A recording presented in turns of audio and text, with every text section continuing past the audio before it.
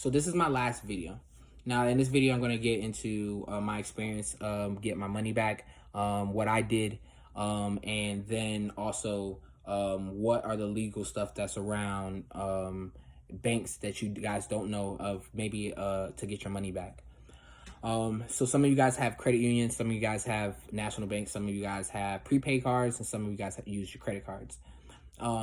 With all of these, you're gonna need to call your bank and see what their rules are, because I know prepaid cards are different than credit unions and so forth and so on. So what you do is you call them first. But there are legal rules that are around to protect people from buying services from other people. Now, to explain that is, if someone stole your debit card and purchased something online, and, or went to Walmart and racked up, or whatever it is, you're telling the bank, yo, those charges wasn't me. Like, I had nothing to do with that. I wasn't there. I wasn't, anything like that. They cancel your card, send you out a new card. You got to wait almost a month to get your money back while they investigate it, blah, blah, blah, blah. When you buy a service from someone, it's different. When you buy a service from someone, and you don't get your product, they ghosted you. This rule is really in place for people, for fraud companies that would take people money and then never call them back. And then they got the money, and people are like, yo, but I'm calling in X, Y, and Z.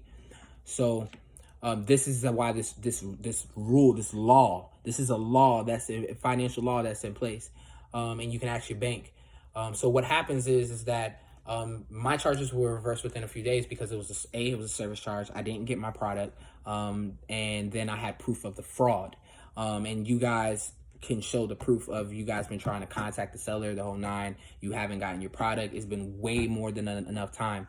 Now the thing is that unfortunately for some of you guys that are outside of that, like, I'm not sure if it's 3 months or 6 months. Every company is different, but I'm for sure outside of that 6 month time, you guys are gonna have to just go the regular legal route. But if you're within that 6 months or 3 months time frame, and when you call your bank and find out, you guys have a chance to get your money back, because you guys paid for a service that you guys didn't get from a company that doesn't exist.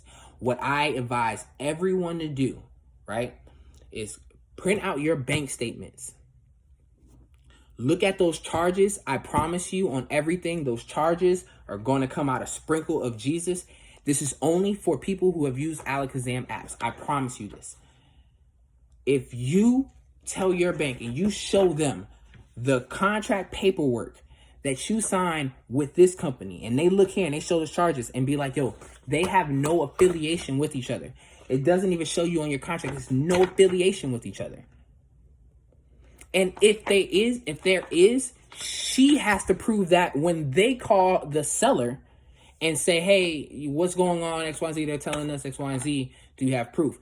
She's going to have to provide an EIN number and all that other type of stuff. She's going to have to provide proof that Alakazam apps is under Sprinkle Jesus. But as I just said, I have the paperwork that says that I'm not dealing with the co-founder of, I'm dealing with Alakazam apps. So then if I'm dealing with Alakazam apps, there's no reason why Sprinkle Jesus should be on my bill statement. And because of that very reason alone, everyone, you might be able to get your money back if you're in that time frame.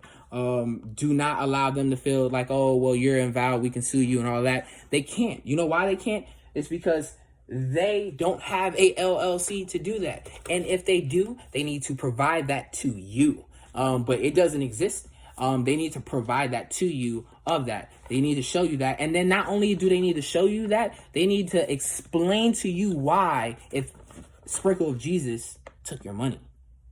Why is it that I didn't pay for anything from Sprinkle of Jesus? Alakazam's apps is not a feature on there. It's not trademark on Sprinkle of Jesus or anything like that. It's supposed to be its own company. That's how you guys might be able to get your money back. I highly recommend you guys do that. And then for everything else, you guys may have to go to court outside of that. But I hope everything that I gave you guys today really helps. And I really hope that justice is served. I feel bad for a lot of the stories that I've been personally hearing.